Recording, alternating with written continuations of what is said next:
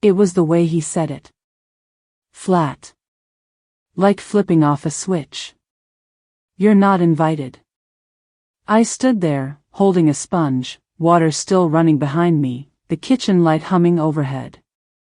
It was 6:17 p.m. on a Thursday. Rain tapping steady on the window.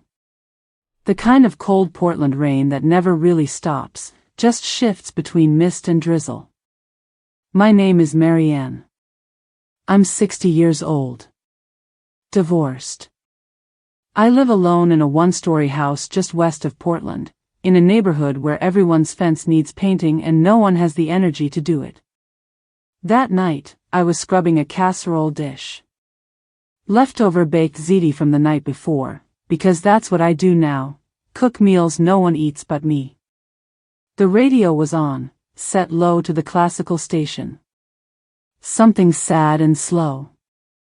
Violins, maybe. Then I looked at my phone.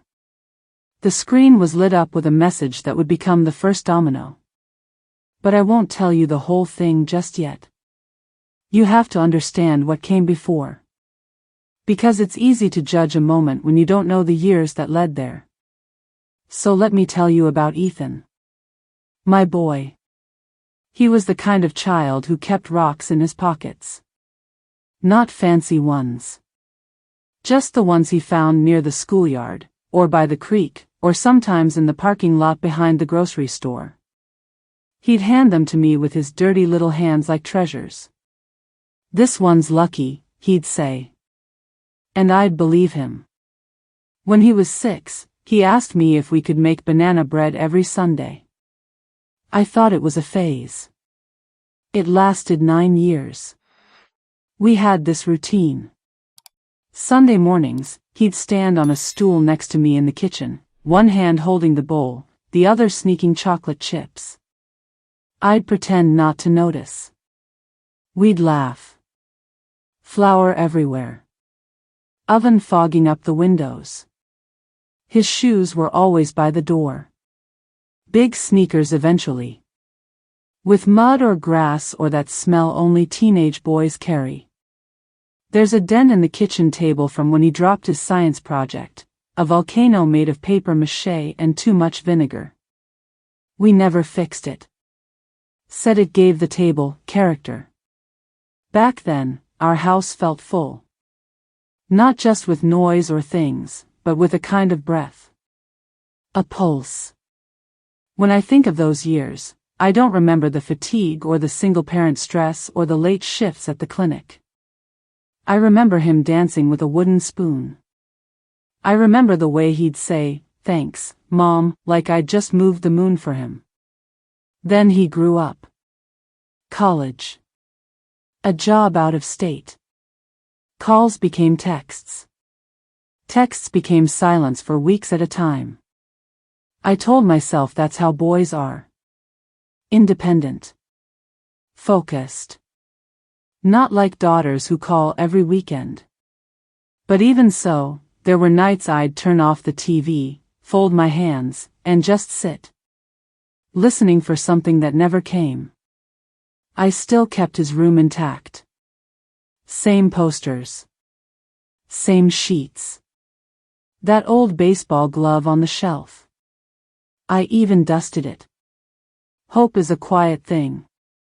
It folds itself into habits. Into banana bread recipes you keep making long after anyone's asked for them. Then the call came. It was early April. Clouds hanging low like wet cotton. I'd just come in from trimming the hydrangeas and was heating up some tea. Jasmine, his favorite. I heard the ringtone and saw his name. Ethan, all caps, the way I'd typed it 10 years ago when I still used emojis. "Hi honey," I said, trying to sound casual, not desperate. "Mom," he said. "No, hey." No warmth. He said he needed a favor. His voice was tight, like he was holding in more than words. But that moment, the warmth of the tea, the radio in the background, the way the wind hit the window, it burned into my memory because something told me, even then, this call would change everything. I'll tell you what he asked soon enough. But first, I want you to see the boy I raised. I want you to know what I lost wasn't just a son, it was years of banana bread, science project dents, muddy sneakers, and rock collections in old mason jars. Because once, this house was his. Once, this kitchen was filled with more than just silence and sponge water. If I knew that day would be the last time he said, "Thanks, Mom," with that smile, I would have hugged him tighter. The vase was a gift from my sister. Clear glass, a little chipped near the rim, but it caught sunlight like it was made to hold it. I was trimming the stems on a bundle of white tulips I'd picked up from the Saturday farmer's market. Something about fresh flowers makes a room feel less alone. That's what I was doing when the phone rang. It was 4:42 p.m. Early April.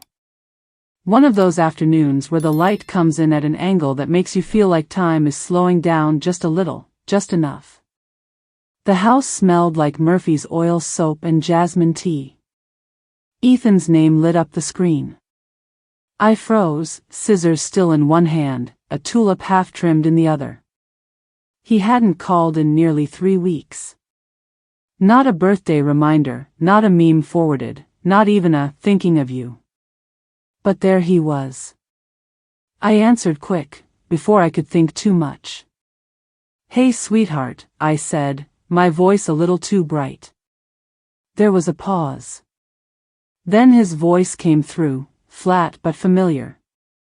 "Hi Mom." No, "How are you?" No small talk. Just the rustle of movement on his end.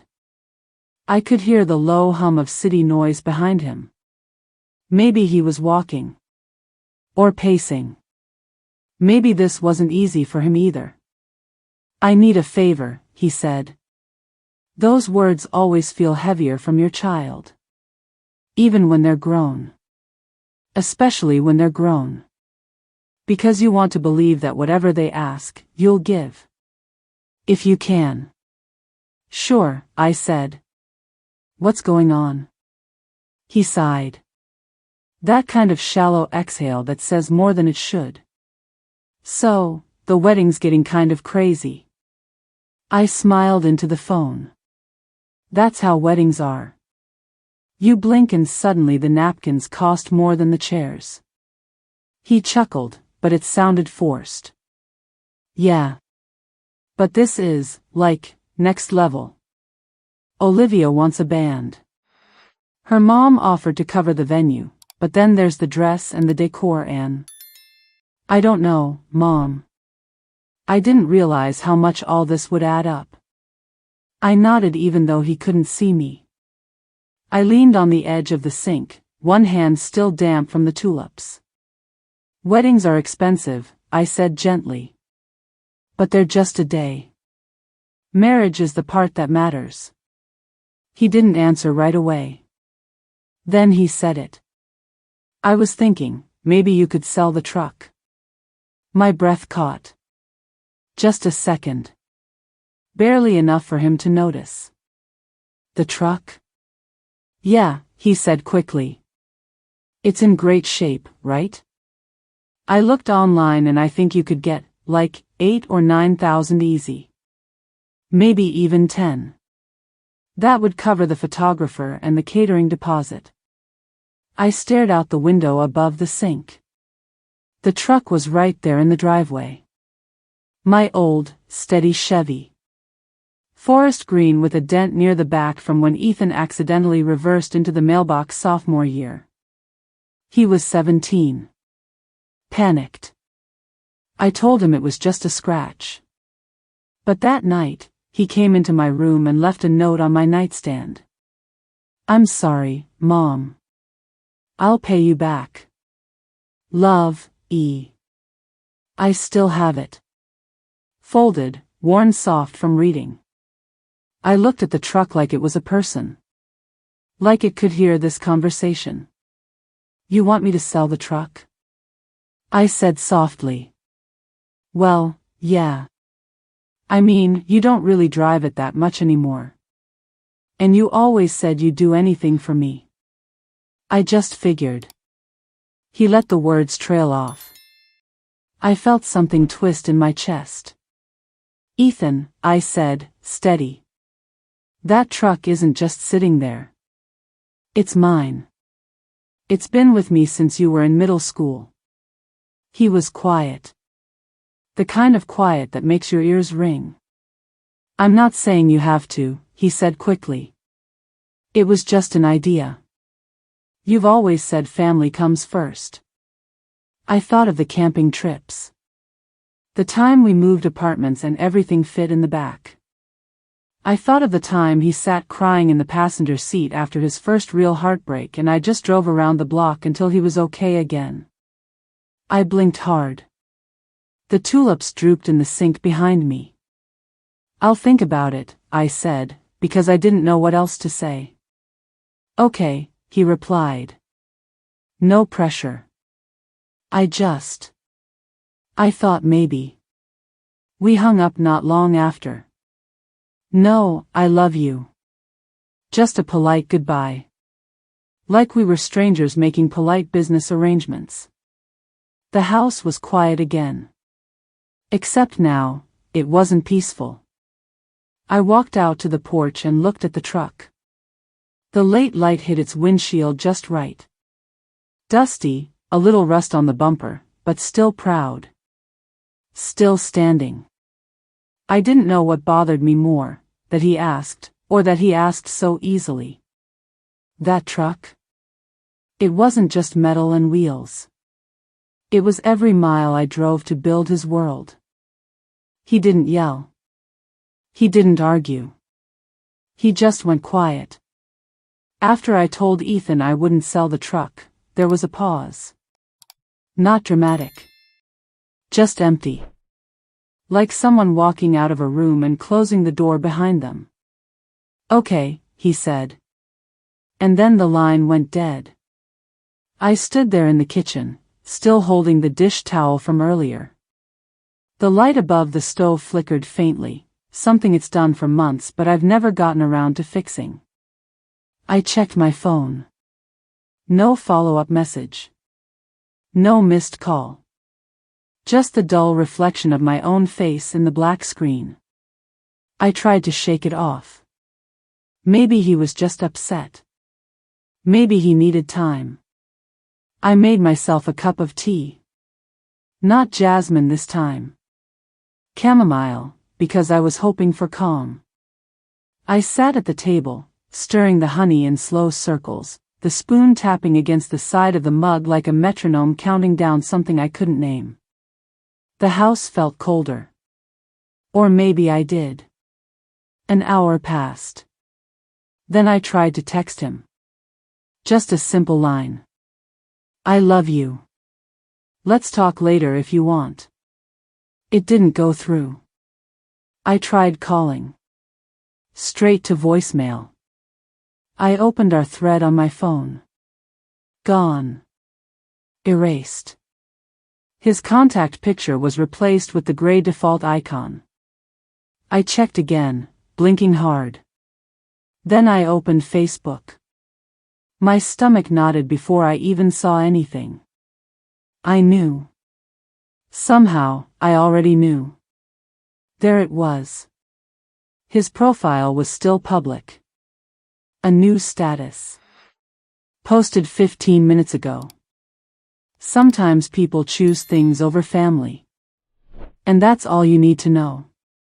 It didn't mention my name. But it didn't have to. The comments were already coming in. Some from Olivia's friends.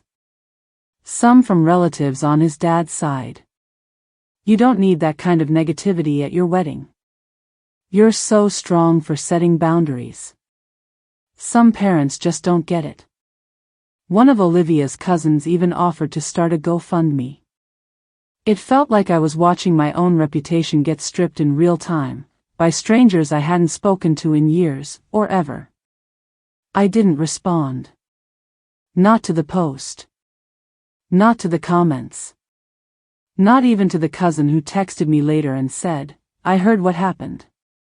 But it's his big day. Maybe just let it go. Let it go. Like I just spilled something on the carpet. I didn't sleep that night. I lay in bed listening to the old radiator hiss and hum, counting the seconds between its clanks. It had never bothered me before. But that night, it sounded like judgment. The next morning, I checked the mail. Habit. A small stack sat in the box. One catalog, 2 bills, and a heavy cream-colored envelope addressed in cursive. It was the wedding invitation. Sent before our call, obviously. Postmarked 3 days earlier. I opened it with numb fingers. Ethan and Olivia Cordell request the honor of your presence. My name wasn't handwritten on the RSVP line. It was blank. I set it on the table and stared at it through my coffee steam. No note. No personal message. No acknowledgement of what he'd just done. I went on Facebook again. Not to respond. Just to look. To understand what version of me he'd handed to the world. That post was being reshared. The comments had turned into praise.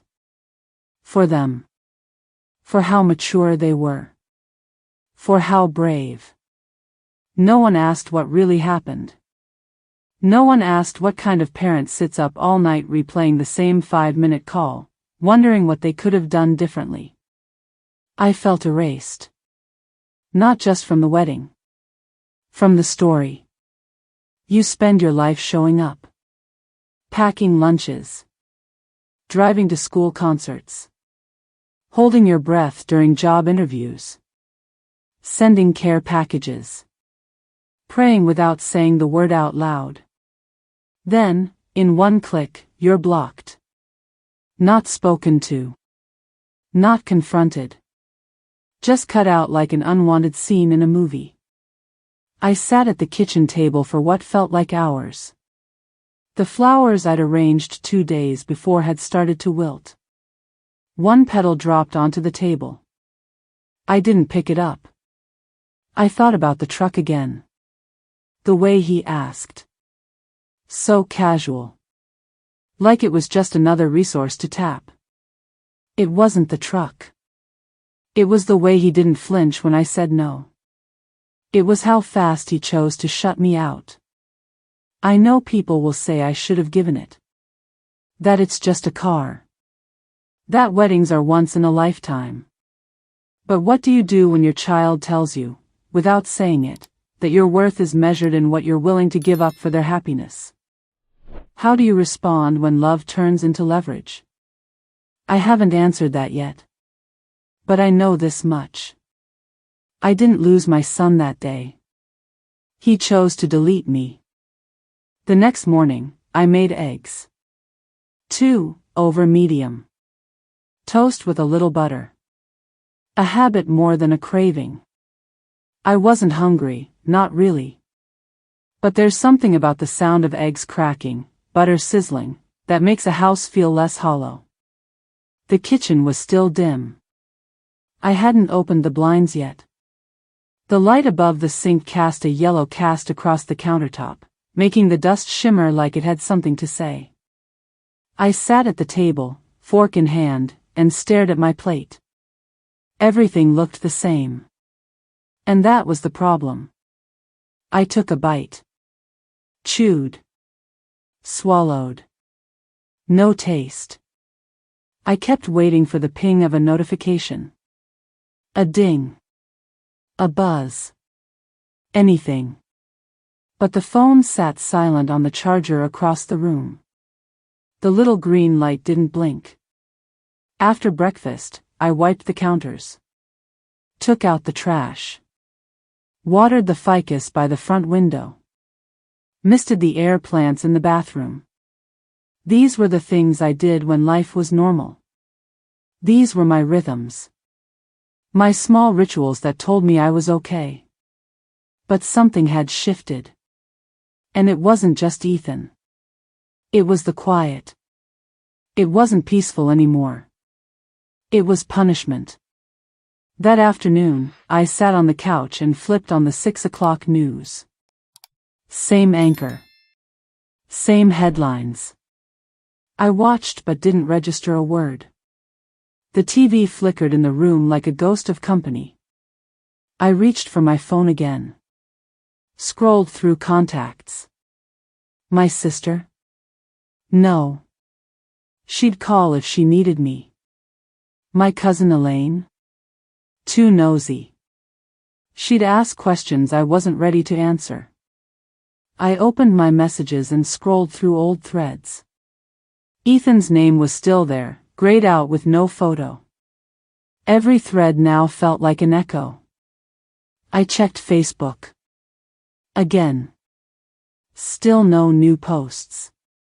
Still the same status sitting like a bruise at the top of his profile. Sometimes people choose things over family.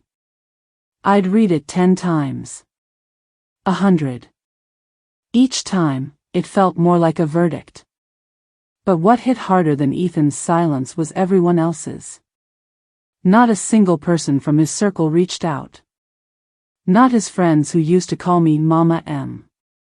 Not his aunt who once sent me a birthday card that said you're the glue that held this boy together.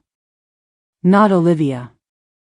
Not even his father, who I hadn't spoken to in over a year but who surely heard by now. It was as if I'd disappeared. Like they all knew a version of the story that I wasn't part of. I began to wonder if maybe I had done something wrong. Was I too blunt on that call? Should I have explained more gently? Should I have just said yes? But then I'd think of the way he asked. The ease in his voice. The assumption. And I'd feel that same knot twist in my chest again. I went to the garage. Stood in front of the truck. I didn't touch it. Just looked at it. It looked back at me, unmoved. So I walked back inside and sat on the floor of Ethan's old room. The carpet still held faint indentations from the furniture he took with him. A dresser. A desk. His twin bed. I ran my fingers over the fibers, dusty and quiet. There was still a shoebox under the closet shelf. Inside, old photos, a broken slingshot, movie stubs from a school trip, and a note he wrote me in 3rd grade. Thanks for the lunch with the smiley face on the napkin. You're the best mom ever. I sat there on the floor for a long time. That night, I didn't eat dinner. I poured a glass of red wine I didn't really want and drank it slowly while watching the dark settle outside the windows. The street was quiet. A dog barked 2 houses down. The fridge hummed in the kitchen. I went to bed early, but sleep didn't come. Every creak of the house felt louder than it should. Like the walls were testing their strength. Like they knew I was breaking. I laid there, eyes open, staring at the ceiling fan spinning slowly above me. I wasn't crying. I didn't have the energy for tears. Just this heavy stillness pressing down on my ribs. Like air, too thick to breathe. The thing no one tells you about estrangement is that it doesn't happen all at once. It's not a clean slice. It's a slow erosion. A silence that spreads like mold. The phone didn't ring the next day. Or the one after that. I stopped checking it as often. But my hands still reached for it, like muscle memory. Sometimes I'd open his contact. Still blocked. Sometimes I'd type out a message and delete it before sending. I miss you. Do you even care? I raised you better than this. Nothing felt right. Nothing felt enough. And maybe that was the worst part. Realizing that even your best still wasn't enough. I didn't lose my son in a storm. I lost him in silence. The house was quiet, but inside me screamed. It came through just after 3 p.m. on a Tuesday. A message. Short. No emojis. No pleasantries. Dinner this Sunday? Just you and me. Please. No name, but I knew the number. I'd memorized it years ago when he was still in high school and losing phones every 6 months. I read it twice. Then a third time. Just you and me. There was a part of me that wanted to believe it meant something. That maybe he'd come to his senses. That maybe he remembered who I was before I said no. Before he turned me into a villain for keeping something I loved. I didn't reply right away. Instead, I walked to the sink and ran cold water over my wrists. It's something I do when I feel too much. Just enough to pull myself back into my body. The light in the kitchen was soft that day, filtered through sheer curtains. It was the kind of gray Portland afternoon that always made me feel like the world was pausing for breath. I dried my hands slowly. My heart was thudding like I'd just run up the stairs. I sat down at the kitchen table, stared at the phone, then typed one word. Where? The reply came within minutes. Porticos. 6 p.m. Porticos. Upscale Italian. White tablecloths. Waiters in black vests. I hadn't been there in years. Not since my sister's birthday dinner before the pandemic. I told myself not to read into it. Maybe he picked somewhere nice because he wanted to talk. Really talk. Maybe he missed me. Maybe Olivia wasn't coming. Maybe no one else would be there. Maybe. Hope is a cruel thing when it's quiet. All week I thought about it. I didn't tell anyone.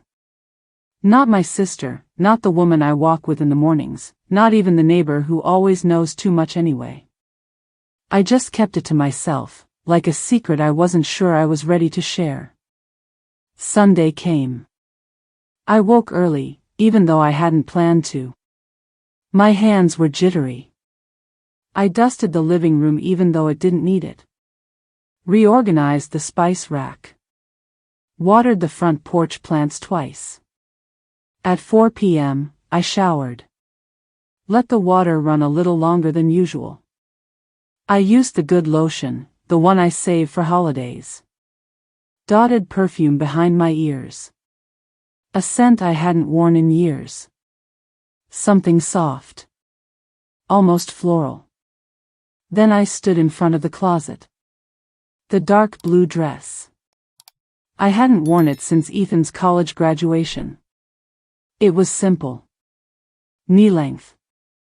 A little faded. But it made me feel like myself. Like a version of me that still belonged in his life. I pressed it out carefully. Wiped down my flats with a damp cloth. Painted on a little blush. Just enough not to look tired. As I fastened the silver clasp on my necklace, I caught my reflection. I looked like someone preparing for a reunion. Or a battle. At 5:30, I got in the car. The truck, still steady, still mine. It grumbled a bit when I started it, but settled like it always did. Loyal in a way most people aren't. The sky was pale, soft with spring light. Birds tracing lazy patterns overhead. The drive was quiet. I didn't put on music. Didn't want to fill the space. I parked across the street from the restaurant. Sat for a moment, hands on the wheel, watching the people walking in. Couples. Families.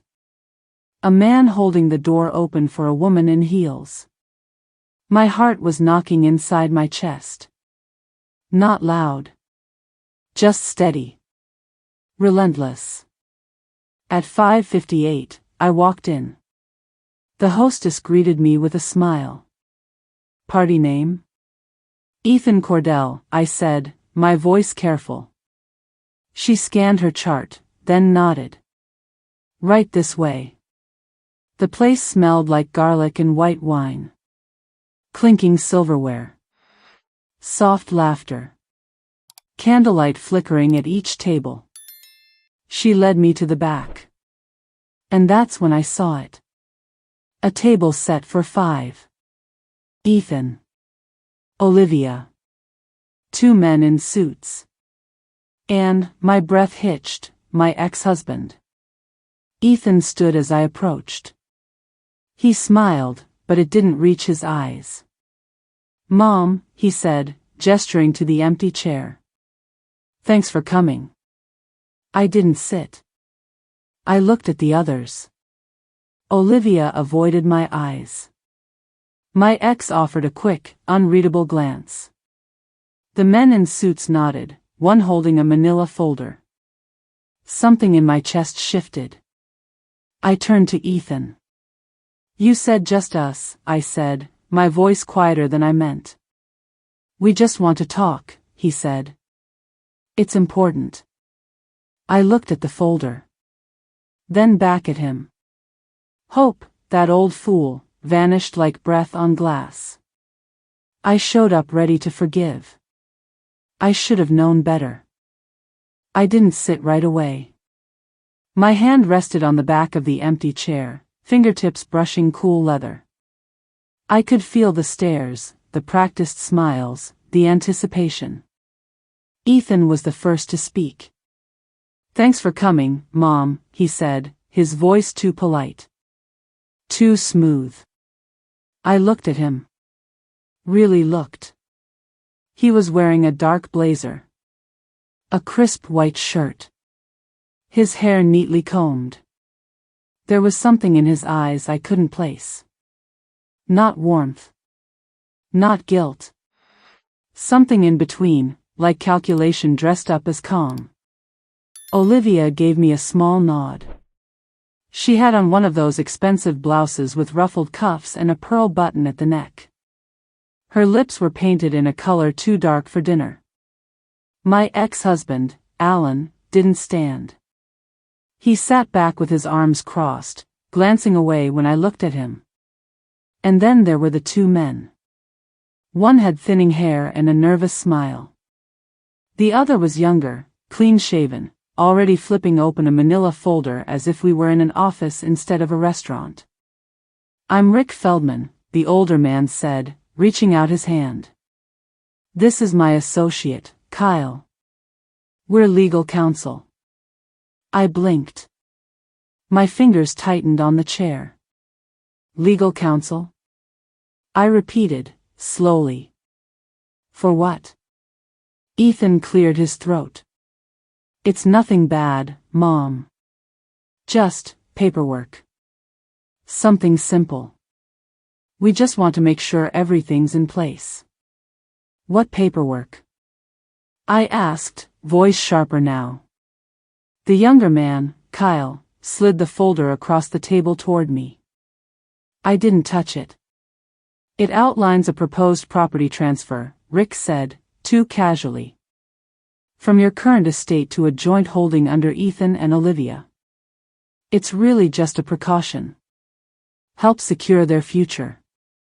The words landed one by one, like cold coins dropped into a deep glass. I looked at Ethan. Waiting. Hoping for a laugh, a shake of the head, something that told me this was all a terrible joke.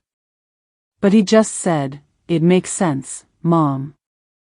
You're not really using the house the way you used to. And the truck's just sitting there.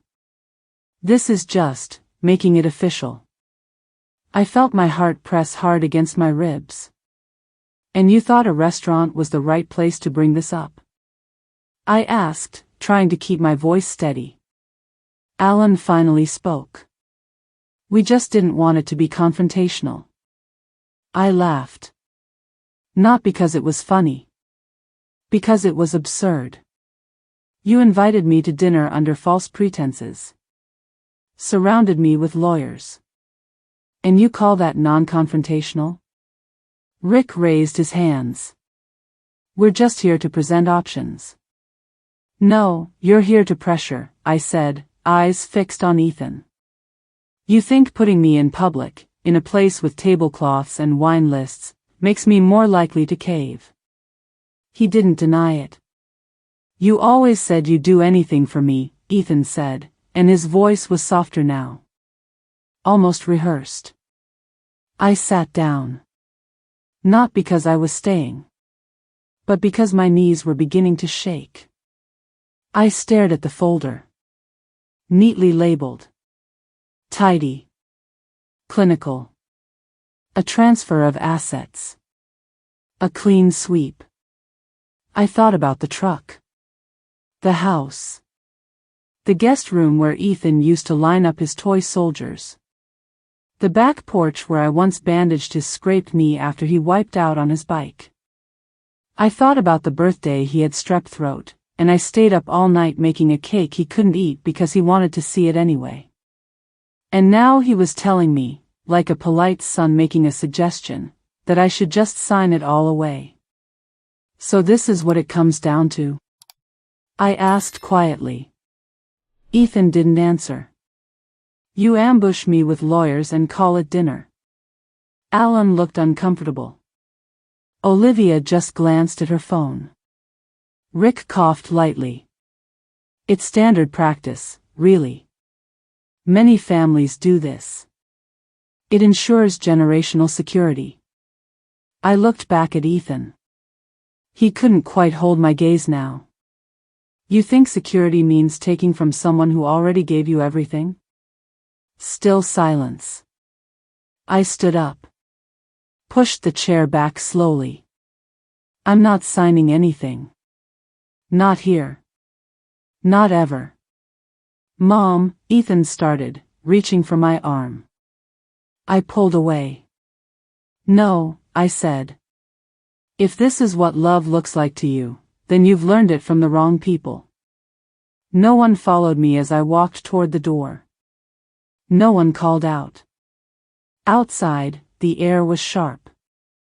The sky had shifted to dusk. Pale purple bleeding into the edges of night. I stood on the curb for a moment, watching people laugh through the windows, forks raised mid-conversation, candles flickering gently. Inside that restaurant, a version of my family was negotiating who I was worth. They called it dinner. I called it betrayal in formalware. I didn't raise my voice. I didn't throw the folder across the table.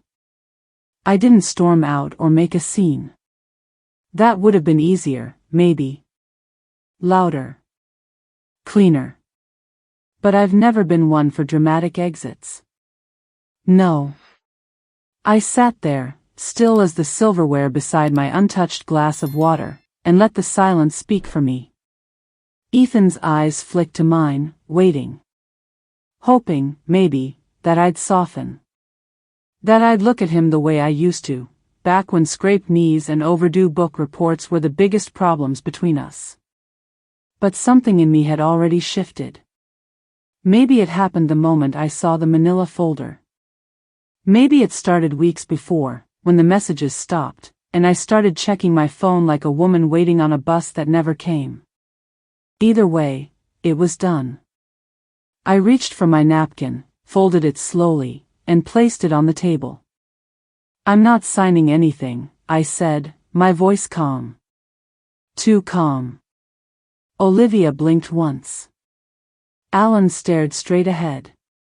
Rick, the older lawyer, cleared his throat and tried to recover the moment with legalese. No pressure. We're simply offering an opportunity. You can always take it home. Review it.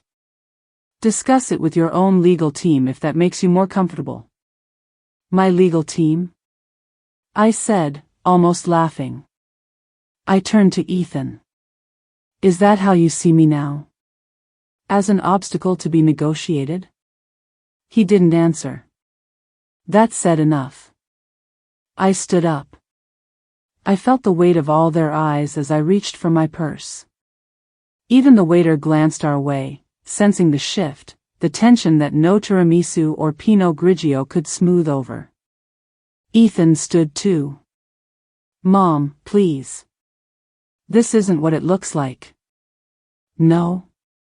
I asked. Because it looks exactly like a setup. He reached for me again, lightly, just fingertips on my elbow. You've always said you wanted what's best for me, he said. I do, I said. But not like this. Not by being cornered with contracts and legal language over pasta. I pulled my arm away, not with anger, but with finality. I'm not your ATM, Ethan. And I'm certainly not the kind with feelings you can just ignore until you need something. The table was silent. Rick coughed again, the awkward kind that tries to fill space but only makes it heavier. I turned to Alan. You let him do this, I said quietly. He didn't respond. Of course he didn't. He never did when it actually mattered. Outside, the night had fully settled. The wind had picked up slightly, brushing the back of my neck as I stepped off the curb. The city lights blurred at the edges of my eyes, not from tears, but from the fatigue of being something I no longer had to be. I didn't drive home right away. Instead, I sat in the truck. The engine off. Hands resting on the steering wheel. Still wearing that dress that once meant something. In the rearview mirror, my eyes looked tired. My mouth held still. No trembling. No collapse. Just quiet. I didn't feel proud. I didn't feel triumphant. I felt hollow. Like a door had closed. Softly. Finally. And behind it, a version of my son I could no longer reach. I walked out, and with me, my last illusion of him left too. The post went up 2 days after the dinner. I wasn't tagged in it. Of course not. That would have made it too easy. No, it was written just vague enough to keep deniability, but sharp enough that anyone who knew us, even slightly, would understand who she was talking about. Sometimes, the people who raise you are the first ones to abandon you when you set boundaries. It was Olivia's post, but Ethan shared it. Same photo of them smiling on a park bench, filtered soft and golden like a Hallmark card.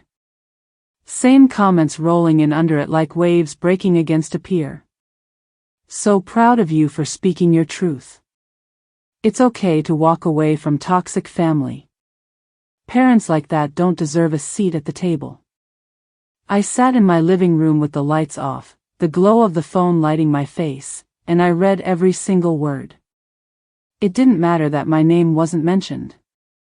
They made sure their version spread far enough that the absence of detail gave it more power. More room to be filled in by assumptions. I hadn't posted anything myself. Not a single word since the dinner. But it didn't stop the messages from coming. The first one was from Alan's sister, who I hadn't spoken to since the divorce. Just sign the papers, Marianne. Don't ruin his life over a car. Then came a voicemail from one of Ethan's childhood friends' moms. I heard what happened. Honestly, I'm disappointed in you. After all you gave him, to just throw it away like that? Another text. This one from someone I barely remembered. A cousin from my dad's side. He's your son. Don't you want to see him happy? Or are you just bitter and alone? That last part stuck. Not because it was true. But because it almost was. I sat on the edge of my bed, the phone still in my hand, and stared at the blank spot on the wall where an old picture frame used to hang. I'd taken it down that morning. Couldn't stand looking at it anymore.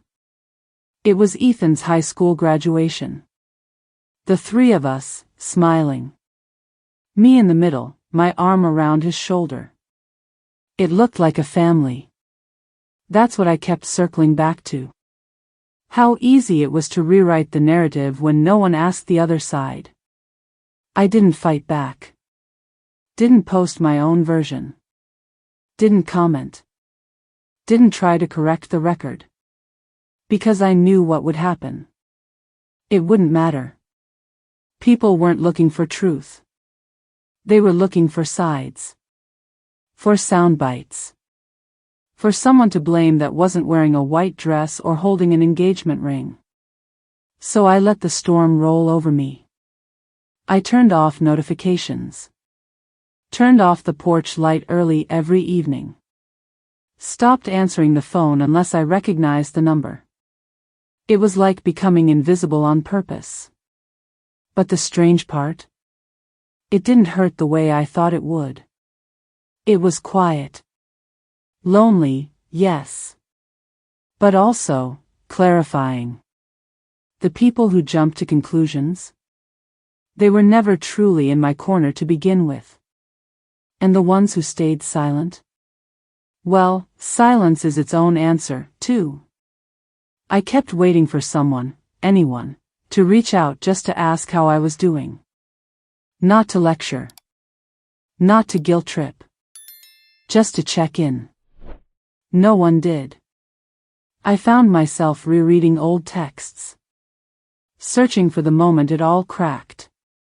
Wondering if I'd missed the signs. Was there a conversation I'd forgotten? A moment I should have said yes, or held back a no. But no matter how far I scrolled, I couldn't find the thread. Only memories that now felt like fiction. I stopped sleeping through the night. I'd wake up at 2 or 3 a.m., heart pounding, and just sit in the dark living room with a blanket over my legs, nursing a mug of tea I never drank. One night, I scrolled through Ethan's Facebook profile again. There was a new album. Engagement weekend. Photos of them at a vineyard. Holding hands. Laughing. Toasting with champagne. My name wasn't mentioned. But I could see my absence in the captions. Surround yourself with people who lift you up. Chosen family is everything. That one stung more than I care to admit. Because I didn't choose to leave. I was pushed out. Slowly. Subtly. Then, all at once. That's the thing about estrangement. People think it's a sudden break. A fight. A slammed door. But more often, it's quieter. It's 100 little moments of being told you're too much or not enough. Until one day, you stop being invited altogether. I turned off the phone that night. Unplugged it from the charger. Shut it in the drawer beside the couch. And for the first time in weeks, I didn't check it again the next morning. Because I realized something. They weren't trying to understand me. They were trying to erase me. And the more I fought that, the more real their version became. So I stopped fighting. I became their villain. And I let them. The waiting room was quiet. Not silent, just soft with the kind of hush that hangs in places where decisions get made. A slow ceiling fan turned overhead. The kind that doesn't really cool a room but gives your eyes something to follow while your mind works too fast.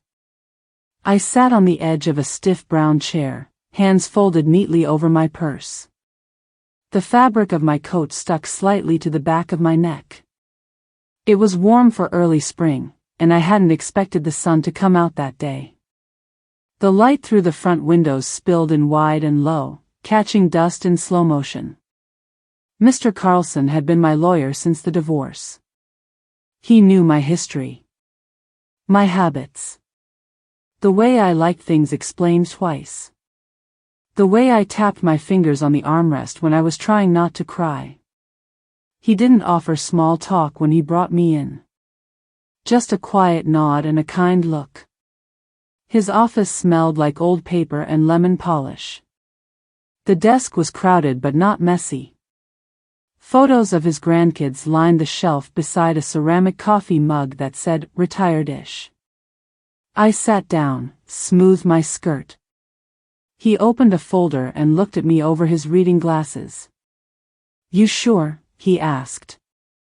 I nodded. "I'm not doing this out of spite," I said. I know, he said. I just need to know my name won't be used again like some open wallet. He didn't flinch. Just flipped to a blank page. We went through the details. My house. A modest little place I'd poured 30 years into. Cleaned gutters. Refinished cabinets. Painted the walls 3 times over, each coat a little closer to the shade of peace I wanted. It would go to a local women's shelter. A group that helped single mothers get back on their feet. I'd toured their transitional housing once. Saw a woman folding clothes beside her toddler and thought, that was me. 25 years ago. The truck would go to my nephew, Jamie. He'd helped me fix the brakes last summer, hands greasy and grinning like he was building something more than just mobility. I knew he'd take care of it. Everything else, savings, furniture, books, dishes, whatever was left, would be donated or divided among charities I trusted. And Ethan? Nothing. No name. No share. No message. Not out of revenge. Out of protection. Protection for myself. Because if I didn't draw the line, I knew they'd keep moving it. Mr. Carlson finished typing and sat back. I've handled a lot of these, he said. And most of the time, people wait too long. Until they're bitter. You're not bitter, Marianne. No, I said, just done. He slid the papers across the desk. Take your time. Initial here. Sign there. My hand didn't shake as I signed. Not once.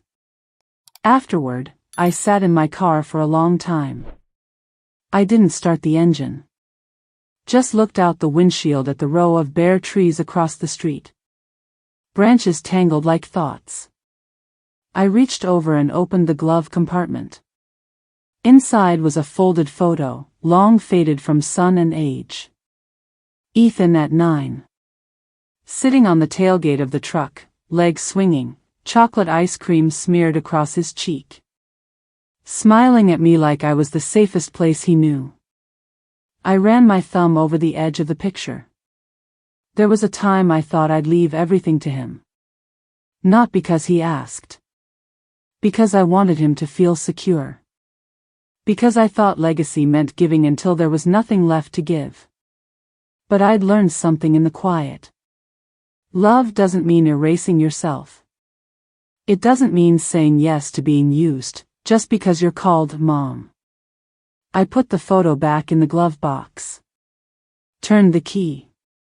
The engine started smooth. The wheel familiar in my hands. Back at home, I made myself lunch.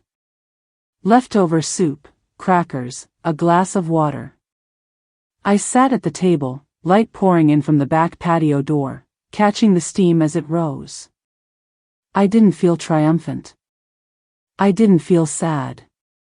I just felt like I'd returned to myself. Like I'd stopped asking permission to protect what I'd built. Because here's the truth. Love doesn't come with conditions. But wills do. I didn't recognize the knock. 3 short taps. Then a pause. Then one more. It wasn't the mailman or my neighbor or the girl who delivers prescriptions. It sounded unsure. Nervous. I opened the door slowly. Carly stood there. Freckles across her nose. Long sleeves pushed up to her elbows. Hair pulled into a loose bun like she hadn't really meant to be anywhere today, and yet here she was. It took me a second to register her face. She used to spend every weekend in our house.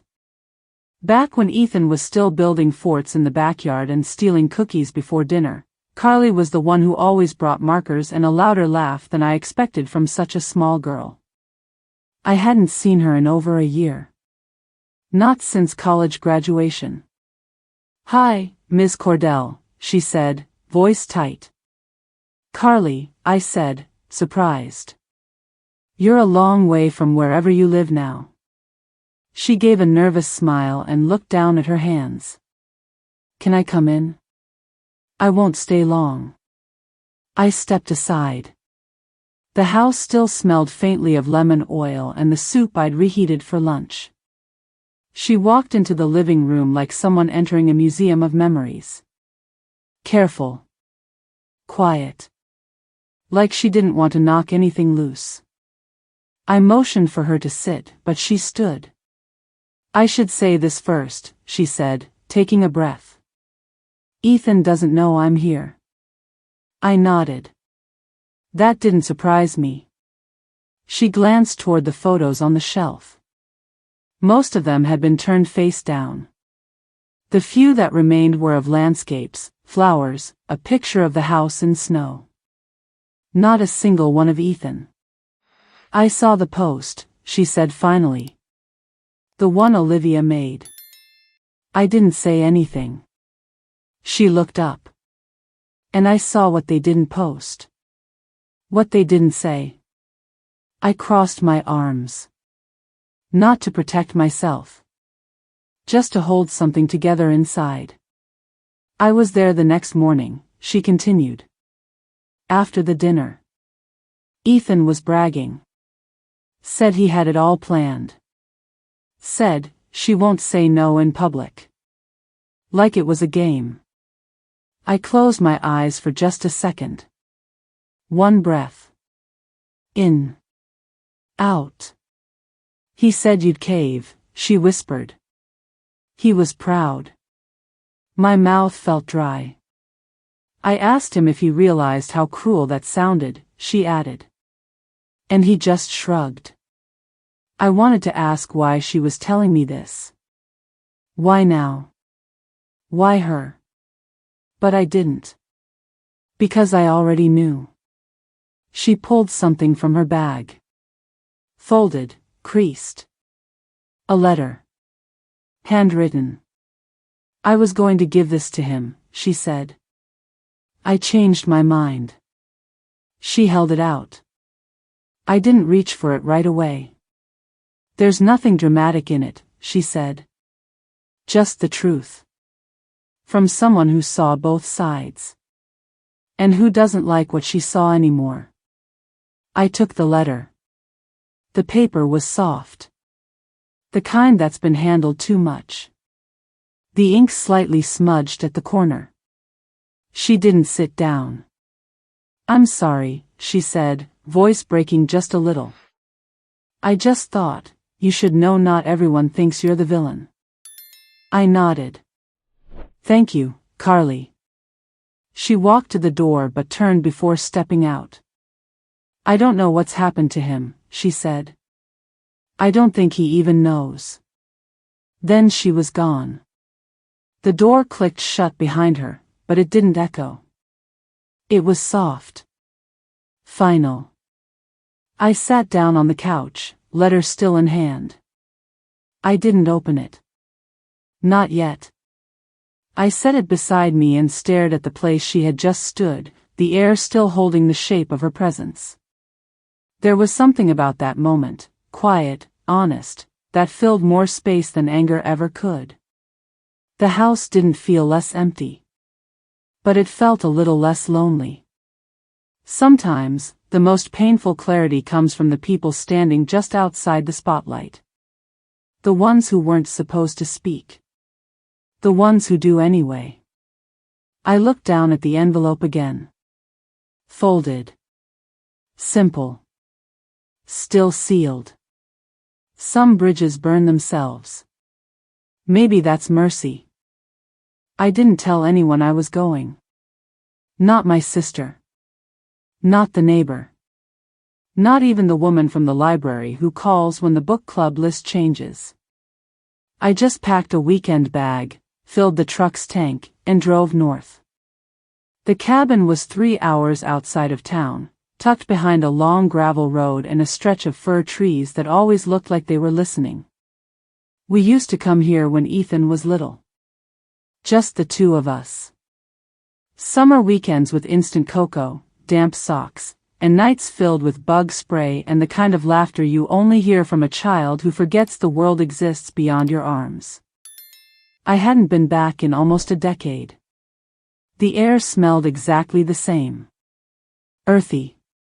Like pine and wood smoke and something deep underneath it all.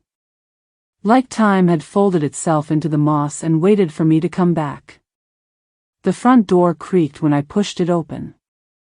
The screen banged behind me in that familiar way I'd forgotten I loved. Inside, everything was as I remembered. The old couch with one sunken cushion. The plaid curtains with faded edges. A coffee mug still hanging on a hook by the window, chipped near the rim but still there. Like it had never been touched since our last visit. No internet. No cell signal. Just a landline that barely worked and a shelf full of books with yellowing pages and warped spines. I made a fire that night. It took a few tries. My hands aren't as quick as they used to be, and the matches felt thinner somehow. But I got it going. Flames slow at first, then building into warmth that wrapped itself around the room like a blanket. I sat on the floor with my back against the couch and stared into the flickering light. I'd brought the letter Carly gave me, but I still hadn't opened it. Beside it, a photo album. Old, heavy. Leather cover with frayed corners. I hadn't touched it in years. Page after page. Ethan with gap-toothed grins. Holding a worm. Covered in mud. Standing on that very porch holding a marshmallow on a crooked stick. Me, always nearby. Not smiling for the camera, but watching him. Always watching. That night, I slept with the windows cracked just enough to hear the wind in the trees. It didn't feel like running away. It felt like returning to the last place I still belonged. The second day, I found one of my old journals tucked in a drawer. I didn't even remember leaving it behind. First entry was dated 12 years ago. Ethan didn't want to hike today. Said his feet hurt. But by afternoon, he was dragging me through the trail like he knew the way better than the trees. I laughed. Quietly. And then cried. Just as quietly. It started with a few tears. Then more. Then something deeper. Not loud sobs. Just that slow, unraveling kind of cry that's been building over years. The kind that doesn't ask permission. I cried for him. For who he used to be. For the version of me that believed I'd done enough. Given enough. Loved enough. I cried because silence has weight. Because being erased doesn't come with a funeral, just unanswered questions and old photos that don't look like truth anymore. I sat on the porch with a blanket around my shoulders and a mug of weak coffee in my hands. The morning fog was thick, clinging to the treetops like regret that wouldn't lift. And I thought, for a long time, about what it really means to let go. Not of a child. Not entirely. But of the hope that they'll turn around and see you standing there with arms still open. I think that's the part no one tells you about estrangement. That the grief doesn't come from what they did. It comes from what you thought they'd never do. That night, I finally opened Carly's letter. Her handwriting was small, deliberate. She wrote about Ethan. About how he'd changed. About how she didn't recognize him anymore either. But she also wrote about me. About the kind of mother she remembered. About the safety she felt in my house. The meals I made. The way I always remembered her birthday. She said it mattered. Even if Ethan forgot, she hadn't. I folded the letter slowly and placed it inside the journal. Closed both. Then I walked outside, barefoot on the wooden deck, and let the night settle into my skin. The stars were brighter than I remembered. Still there. Still burning. I didn't lose a child. I lost the version of him I believed in. It came on a Thursday. A plain white envelope, no return address, postmarked from 3 towns over. I almost threw it away with the junk mail. It didn't look like much. Just my name in handwriting I hadn't seen in months. But my hands knew it before my eyes did. I stood in the kitchen, the late morning sun slipping through the blinds, catching dust in the air like tiny ghosts. My coffee had gone cold. The house smelled faintly of lemon cleaner and something sweet left over from the banana bread I made the night before. I hadn't expected anything. I wasn't waiting anymore. The paper inside was folded twice. Neat. Not creased with anger. Not heavy with apologies either. "Mom," it began. "No, dear." No flourish. Just that one word. The rest was short. "Careful. I don't know if you'll read this. I don't even know if it matters anymore. I'm not ready to say sorry, but I'm not ready to hate you either. I thought you were punishing me. But maybe you were just protecting yourself." No signature. Just E. It wasn't a plea. It wasn't a confession. It was barely even a sentence that could be called peace. But it was something. I didn't cry. There were no fireworks of forgiveness, no cinematic gasp of relief. I just stood there, reading it again. Then one more time. Not because I hoped I'd missed something, but because I wanted to make sure I hadn't. I folded it slowly and slipped it into the back pocket of the journal I kept on the shelf by the door. Right next to a photo I'd carried with me for years. Ethan at 6, sitting on the back of the pickup, covered in dirt, holding a lollipop and grinning like he'd invented joy. He was still that boy to me. Somewhere beneath it all. But I wasn't going to dig anymore. Elaine stopped by that afternoon with a bag of groceries and a look that said she was hoping for news. I poured us both tea and handed her the envelope without a word. She read it once, then set it on the table.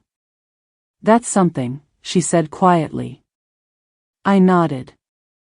That was all we said about it. She asked if I wanted to respond. I didn't. Some bridges don't need rebuilding. They just need to stand there, quiet, a reminder of how far we've come and how far we've chosen not to go again.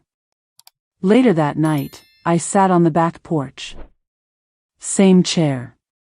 Same chipped mug. The crickets were louder in July. Or maybe I just noticed more now. The breeze was soft, almost like a whisper against my cheek. It carried the scent of jasmine from the neighbor's yard. Everything felt lighter than it had in months. Not because things were fixed, but because I'd stopped trying to fix them. There's a strange peace in that. In no longer measuring your worth by someone else's love or approval. In knowing you did your best, and even if it wasn't enough for them, it was still honest. That's the thing I learned. You can break your own heart trying to keep someone else from breaking theirs. But it doesn't work. You cannot protect people from who they decide to become. All you can do is protect yourself when their choices start cutting too deep. I used to think motherhood meant giving until there was nothing left. Now I think it means knowing when to stop before you disappear completely. I looked up at the stars. Same ones Ethan and I used to name on long drives back from the cabin. I don't remember most of the names now. But I remember his voice in the back seat, asking me what came after Orion. I told him then, whatever you want to imagine. I still believe that. He can imagine a world where I was cold, or unloving, or distant. But I won't live in it. I choose peace. Not the kind that floats down from the sky, but the kind you earn. The kind you protect. The kind you hold on to with quiet, steady hands. I won't chase his love. But I'll leave the porch light on. Just in case one day he remembers the way back. Until then, I'll sit here with my tea, my silence, and the truth that finally fits. Peace isn't found. It's chosen.